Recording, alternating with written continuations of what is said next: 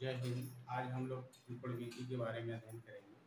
तो त्रिकोणमिति दो शब्दों से बना है। अगर इसका इंग्लिश देखें तो ट्रिगोनोमेट्री इंग्लिश में बोलते हैं और हिंदी में त्रिकोणमिति बोलते हैं। त्रिकोण ऐसी आकृति जिसमें तीन कोण हो, और मिति का मतलब होता है मापन।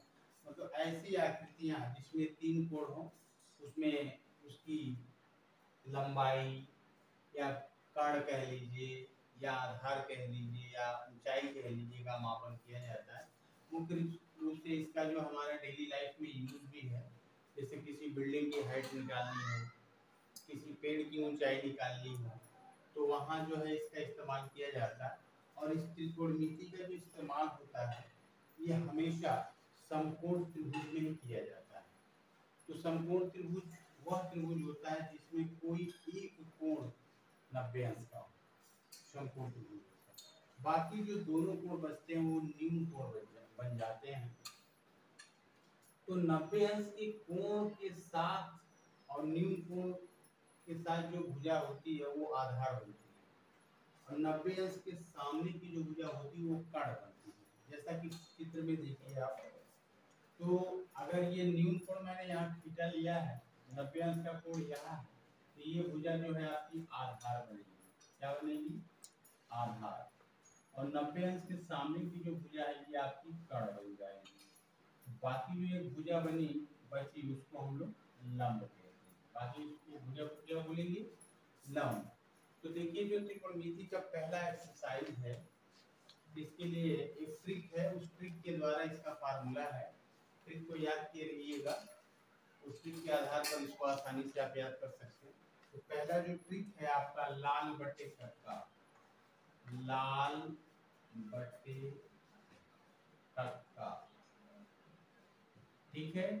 जहां यल का अर्थ है लंब, की का अर्थ है कर्ण, ई का अर्थ है आधार, ठीक है। तो साइड में मैं लिख देता हूं आपको सेंस क्या है इसका।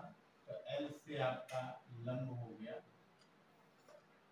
ए से आपका आधार, और के से आपका हो गया कर्ण।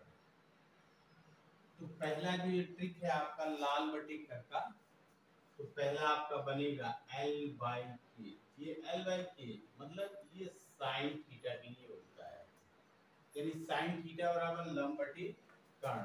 याद करिएगा, साइन थीटा बराबर लंब बटे कर्ण। इसका आपका cos थीटा, तो cos थीटा बराबर होता है आधार, यानी ये सेकंड वाला आधार बटे कर्ण।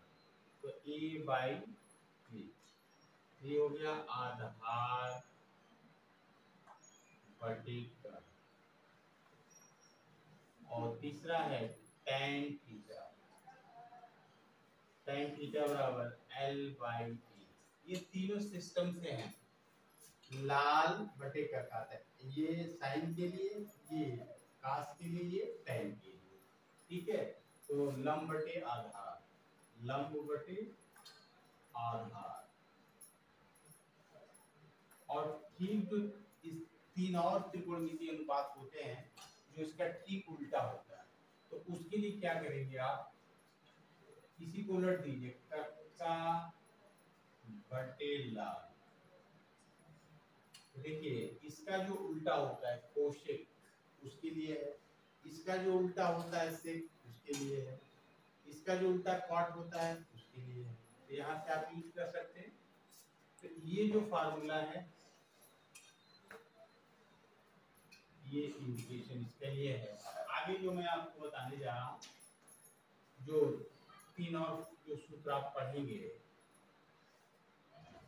ये इसी का उल्टा कक्का बटे लाल, इसके लिए आपका ये बनेगा आपका। तो पहला क्या है, साइन का जो उल्टा होता है वो होता है कोशेक। तो कोशेक थीटा बराबर कर्ण बटे लंब, यानी के बाई एल, ये हो गया कर्ण बटे लंब, कोशेक हो गया। फिर कास का उल्टा सेक, तो सेक थीटा कर्ण बटे आधार, ये कर्ण बटे आधार हो गया। और तीसरा जो है tan का उल्टा cot होता है, तो cot थीटा बराबर a/l आधार बटे लंब। ठीक है, कहीं भी त्रिकोणमितीय अनुपात यूज करेंगे अगर ये तीनों, तीन इसका 6, तो हमेशा जो न्यून कोण जहां लेंगे उसी के अकॉर्डिंग लंब और आधार बदल जाते हैं। कर्ण कभी नहीं बदलता, कर्ण हमेशा 90 अंश समकोण के सामने ही होता है। ठीक है, तो इसके लिए कुछ एक्सरसाइज, आपका जो एक्सरसाइज है, कुछ और भी फॉर्मूले इसमें लिख दे रहा हूँ। आज मैं केवल आपको फार्मूला लिखा देता हूँ, अगले दिन से एक्सरसाइज बताऊंगा। कुछ और सूत्र है उसको आप लोग लिख लीजिए।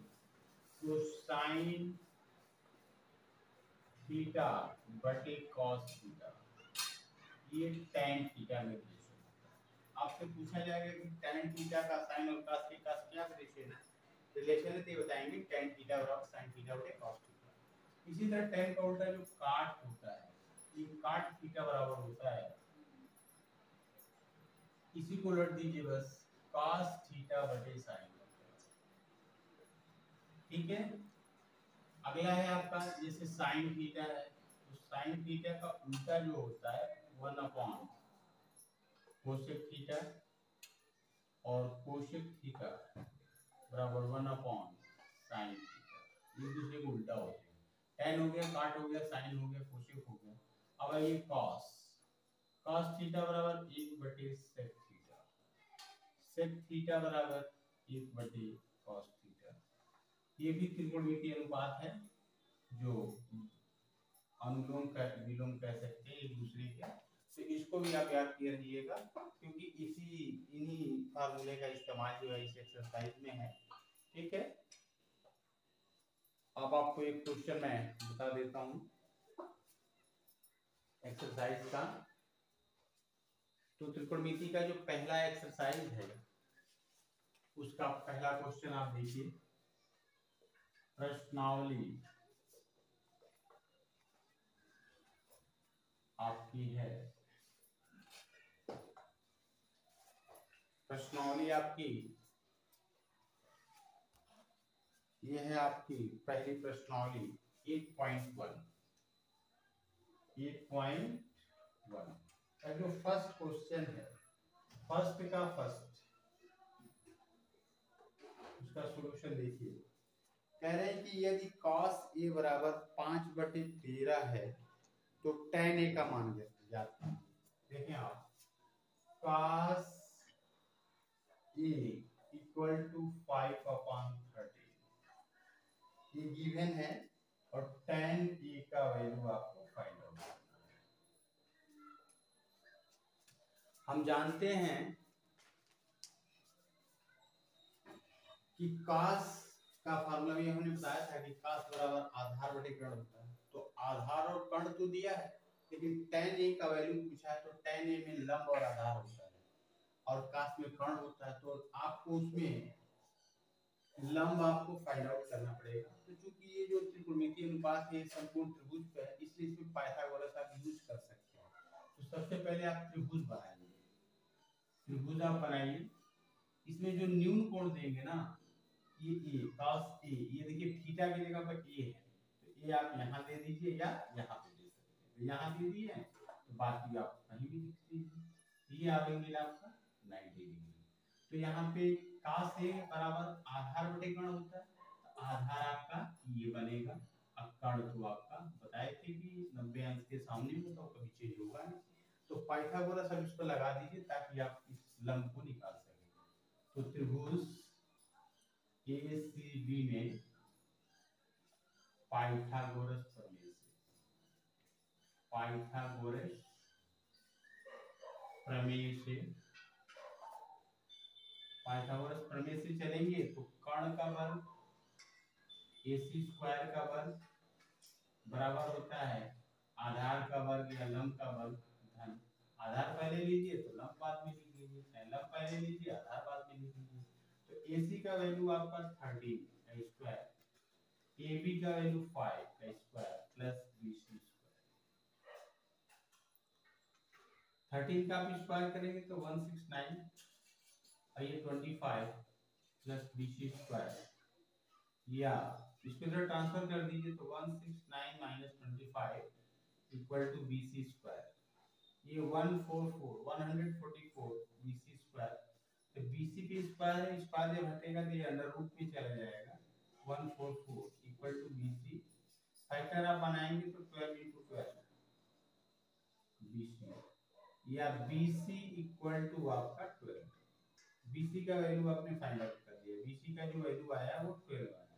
अब आप आसानी से वैल्यू निकाल सकते हैं, जिससे आपको tan A पूछा है, tan A, तो आप देखिए आप यहाँ से tan A इक्वल टू आधा, tan A इक्वल टू लंब बटे आधार।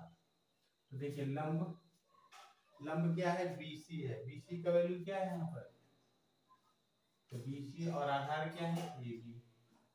तो BC का वैल्यू आपने 12 लाया और आधार क्या लाया आपने 5, ये आपका आंसर हो जाएगा।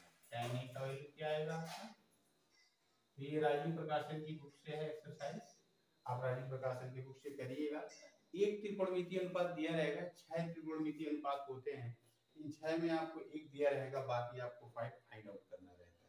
तो इसी तरह पाइथागोरस का प्रयोग यूज करके आप कर सकते हैं। ठीक है, कोई दिक्कत होगी तो कमेंट करिएगा।